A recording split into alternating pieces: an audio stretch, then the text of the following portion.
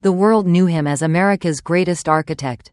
But in 1914, the home he called his sanctuary became a scene of unthinkable horror. 7 people would never walk out, and the man responsible had been serving them lunch just minutes before. In the heart of Wisconsin's rolling countryside once stood a home unlike any other, a masterpiece born from one man's vision and passion. It was called Taliesin, a name meaning shining brow, and for Frank Lloyd Wright. It was more than just an architectural triumph. It was his refuge, his symbol of love, and the physical embodiment of his defiance against the world that judged him. But on one bright August afternoon in 1914, that shining dream would collapse into darkness. Within a matter of minutes, Wright's sanctuary would become a scene of devastation, a place where beauty met horror. This is the haunting story of the Taliesin Massacre, how one man's idyllic estate became the site of an unimaginable tragedy. And how the quiet cook who served there unleashed chaos no one could have foreseen. To understand what happened that day, we must first step back into the world of Frank Lloyd Wright. By the early 1900s, Wright was already a celebrated architect, a visionary shaping the future of American design. His homes were not just buildings, they were living, breathing works of art, but behind that genius was a man often at odds with convention. Wright was married to Catherine Tobin, the mother of his 6 children. Yet after nearly 2 decades together, his marriage was unraveling. Then, in 1903, a new commission changed everything. He was hired to design a home for businessman Edwin Cheney in the Chicago suburbs. But Wright's eyes, and heart, soon turned toward Edwin's wife, Mama Borthwick Cheney. Mama was unlike anyone Wright had ever known, intelligent, independent, and fiercely modern. She was a translator, a feminist, and a woman who challenged the boundaries of her time. Their connection was instant, and dangerous. By 1909, unable to hide their feelings any longer, Frank and Mama did something unthinkable for the era. They ran away together to Europe. Newspapers erupted in scandal. Society condemned them. Wright's reputation suffered, yet he didn't care. For him, love and art were one and the same, and both demanded sacrifice.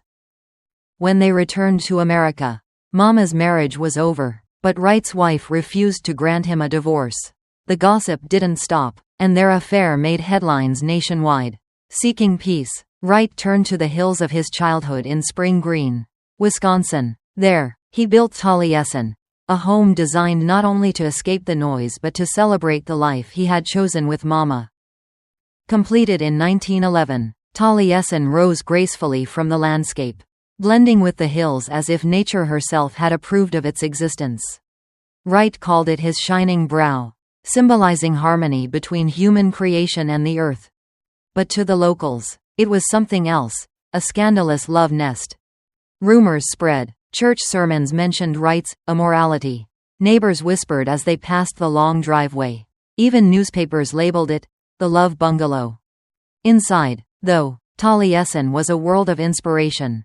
Mama and Wright lived there with a small household staff, including a quiet, polite cook named Julian Carlton and his wife, Gertrude. Julian was described as well-mannered and competent. He kept to himself, performed his duties, and gave no sign of the darkness that would one day erupt from within. By 1913, Wright's career began to recover. He secured a major project in Chicago, the Midway Gardens, a sprawling entertainment venue that demanded his full attention. With Wright away much of the time, Mama managed the household at Taliesin. The summer of 1914 seemed peaceful. The hills were green, the gardens in bloom, and Mama's 2 children from her previous marriage, 11-year-old John and 9-year-old Martha, had come to visit. No one could have guessed that beneath that tranquility, something sinister was stirring. Saturday, August 15, 1914. The morning dawned bright and warm over Taliesin. The staff went about their usual routines. Preparing for lunch, Mama was enjoying a quiet moment on the terrace with her children, surrounded by the serenity she and Wright had worked so hard to create. Inside, several men, carpenters and apprentices, gathered in the dining room. They were taking a well-earned break from repairing parts of the estate. Among them were Billy Weston and his 13-year-old son, Ernest, 2 young draftsmen, Herbert Fritz and Emil Brodel, the gardener, David Lindblom, and a laborer named Thomas Brunker. Julian Carleton, the cook, appeared calm. He moved through the kitchen methodically, preparing soup for lunch as he had done countless times before. There was nothing to suggest that anything was wrong. No argument, no warning, no hint of what was about to unfold. Yet, according to later accounts, something in Julian had begun to shift in the days leading up to that afternoon. His wife noticed paranoia, fear that others were whispering about him, that he was being watched. She said he told her to leave that very morning, telling her to go away and never come back. She did as he said, unknowingly walking away from the disaster about to strike. Around noon, the household gathered for lunch. Mama and her children were seated on the terrace, enjoying the meal Julian had prepared. Inside, the workers waited for their turn to eat. Then, without warning, the peaceful rhythm of the day was shattered. Julian approached the terrace carrying something heavy. What happened next would forever stain the beauty of Taliesin. In a matter of seconds, a quiet afternoon transformed into chaos. Mama's screams pierced the still air. The tranquility that once defined the estate was replaced by terror. Inside, the men at the dining table had no idea what was happening outside. But soon, they would. They noticed something strange, a liquid seeping under the door, pooling on the floor near their feet. At first, one of them thought it was water or soap. Then the smell hit them. Gasoline. Before anyone could react, flames erupted. Fire swept across the floor, racing toward them. Windows shattered. Smoke filled the room. The men scrambled to escape, but waiting outside was the man who had once served their meals. By the time the flames began to consume the house, Taliesin was no longer a sanctuary. It had become a trap. What drove Julian to this moment? Was it anger, fear, or madness? The truth would die with him. But the devastation he unleashed that day would echo for more than a century. The home that was meant to represent harmony between man and nature had turned into a stage for unthinkable destruction. And the nightmare was only just beginning. The midday sun hung high above the Wisconsin hills, casting golden light over Frank Lloyd Wright's proud creation. Taliesin gleamed, peaceful and still, but that peace was about to shatter. Within moments, the architectural wonder that symbolized beauty, art, and love would be swallowed by flame and fear. Inside, 6 men and 1 young boy sat down for a simple lunch, unaware that their lives were about to change forever. It started quietly, too quietly. The men in the dining room were relaxed, sharing stories, enjoying a break from their work. Through the open windows drifted the faint scent of fresh air, of oak and summer grass. Somewhere outside, the soft laughter of children echoed. And then came the sound, a faint clatter, a door closing, a shuffle of footsteps.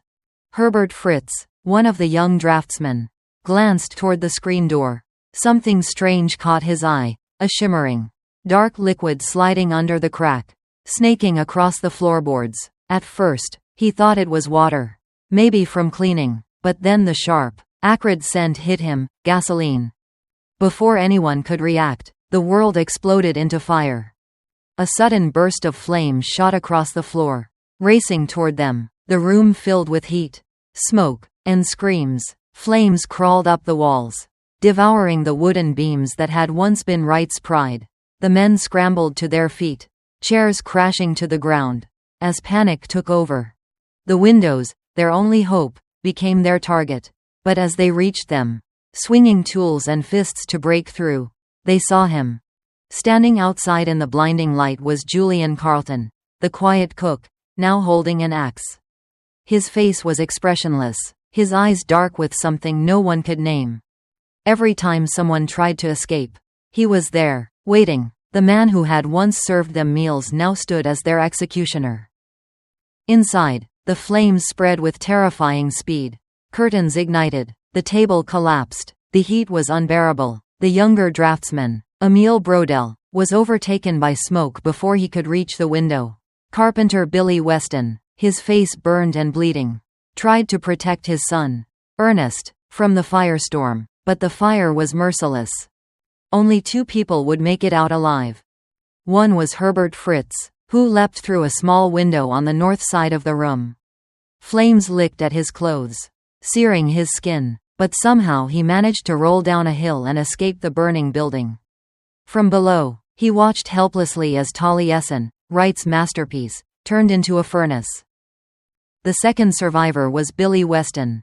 Engulfed in flames, he stumbled through another window, his body burning, but his will to live stronger than the pain. He collapsed outside in the grass, his clothes smoking, calling out for help. His son, Ernest, was still inside. On the terrace, moments earlier, Mama Borthwick and her children had been sitting together, enjoying the meal Julian had prepared. The scene was quiet, peaceful, a mother with her son and daughter, savoring a summer afternoon.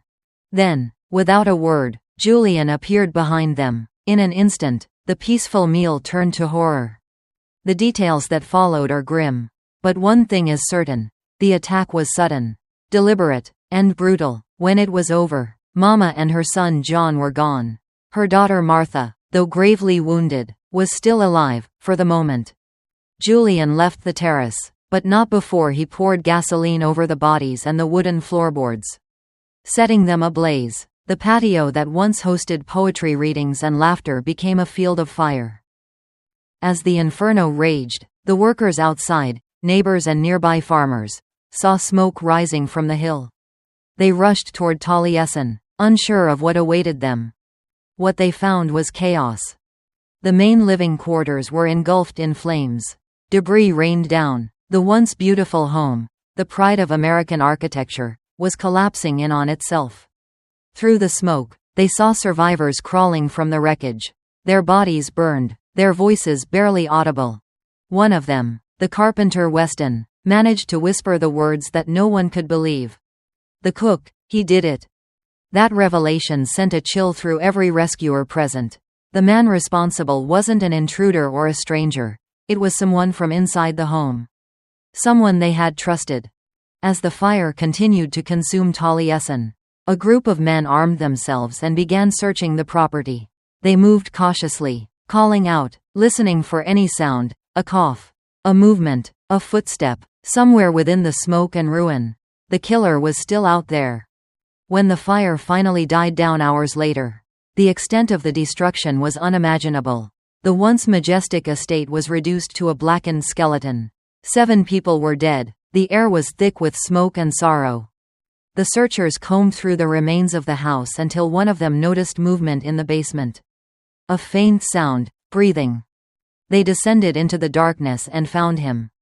Julian Carlton was crouched near the furnace, barely conscious. A bottle lay beside him, acid. He had tried to end his own life, but the attempt had failed. His throat was burned, his body weak, yet he was still alive. The men pulled him out, barely containing their anger, but Julian said nothing, not a word. He was taken into custody and transported to a nearby jail. Doctors tried to treat him, but the acid had destroyed his ability to speak or swallow. He lingered for weeks, wasting away in silence, before finally succumbing to starvation. He took his reasons, whatever they were, to the grave. In Chicago, Frank Lloyd Wright was overseeing the construction of his latest project when word reached him. The message was simple, devastating, and beyond belief. Taliesin has burned. Mama is gone. Wright was shattered. The woman he had left everything for, his marriage, his reputation, his peace, was gone. The home he built for her, his greatest creation, was now a ruin. He rushed back to Wisconsin. But there was nothing left to save. The sight that awaited him was one no man should ever face, the charred remains of his masterpiece. The ashes of the woman he loved, and the knowledge that everything he built in defiance of the world had been destroyed not by fate, but by a man he had trusted. In the days that followed, newspapers across America carried the story. The headlines were sensational.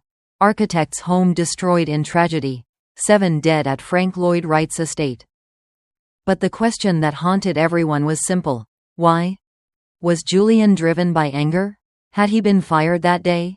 Was it resentment, prejudice, or something deeper? something hidden inside his mind that no one ever saw.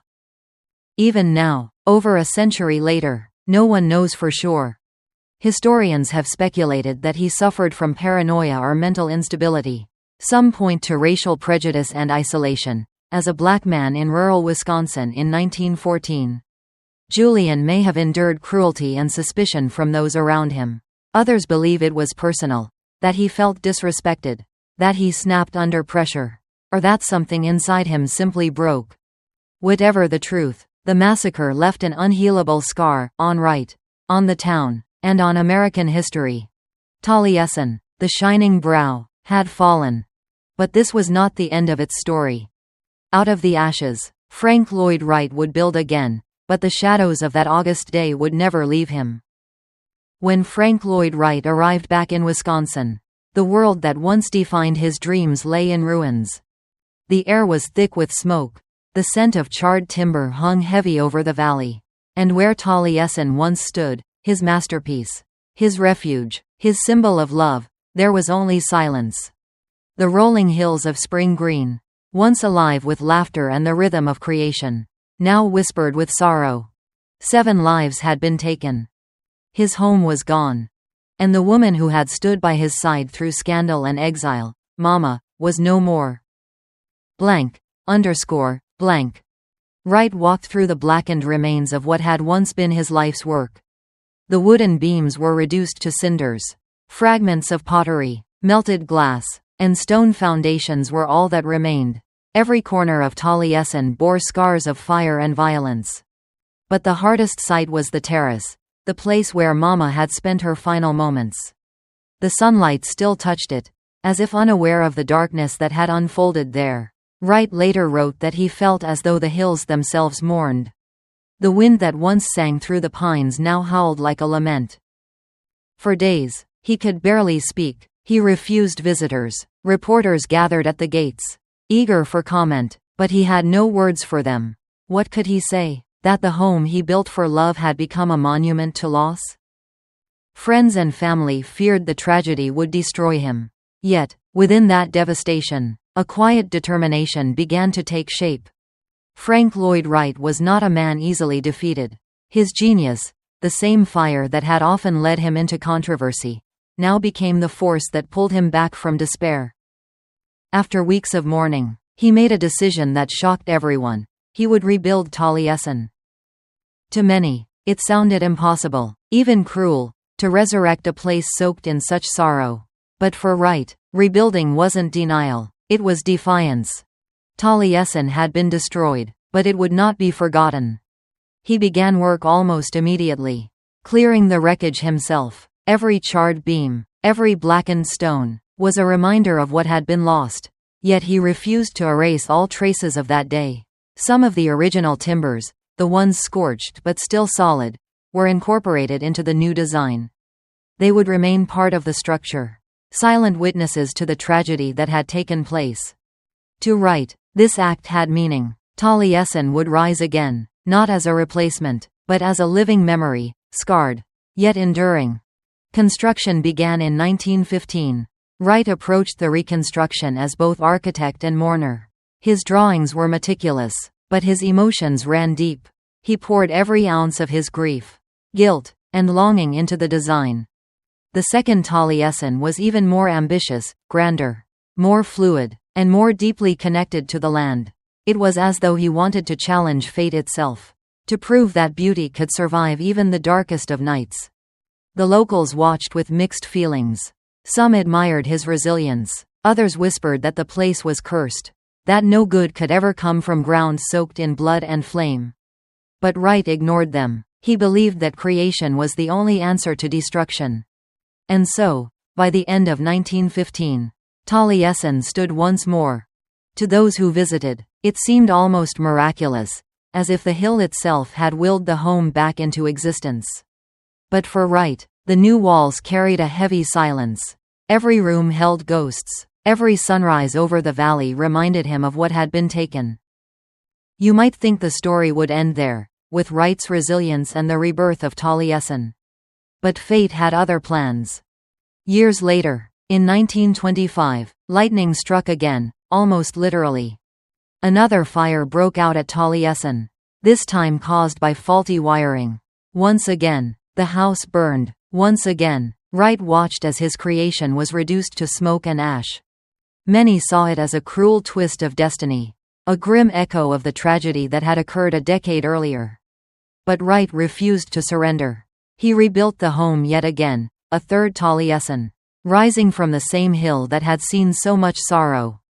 Each time, the architecture changed, evolving like the man himself, wounded but wiser. The shining brow would not fade. Even as Taliesin stood anew, the questions surrounding that summer day in 1914 never truly faded.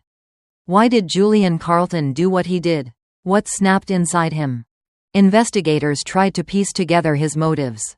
Some said he had been fired that day, dismissed by Mama for reasons lost to time. Others believed he suffered from paranoia, convinced people were plotting against him.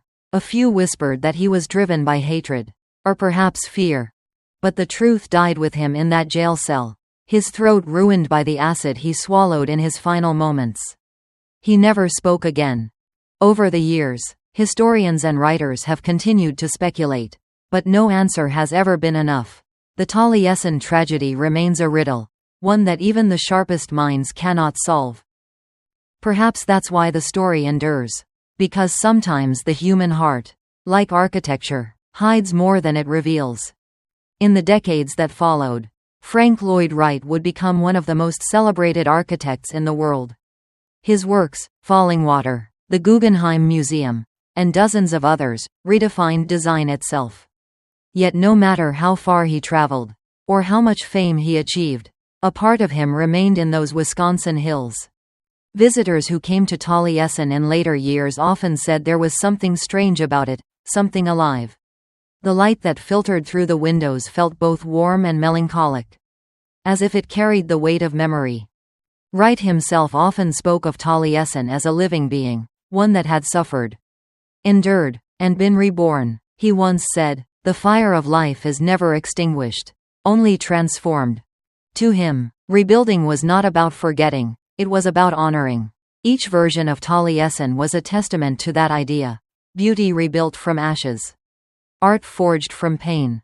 Today, more than a century later, Taliesin still stands. It's a museum now, a National Historic Landmark. Visitors walk through its halls and gaze at its sweeping views, often unaware of the tragedy that unfolded there. But if you know where to look, if you listen closely, the past still whispers.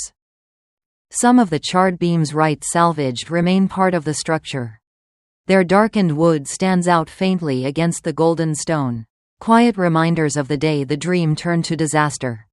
And when the late afternoon sun touches those beams, it's hard not to imagine that they hold stories of love, genius, jealousy, and loss. Taliesin may have burned, but it never truly died. It endures as both a monument to human brilliance and a memorial to the fragility that comes with it. Frank Lloyd Wright once said that, "Architecture is life." And perhaps that's the truth of Taliesin, that in every creation, there's the echo of destruction. In every masterpiece, there's a shadow that refuses to fade. More than a century later, Taliesin still watches over the Wisconsin hills, a place of beauty, haunted by memory, where one man's vision reached for light, and met the darkness.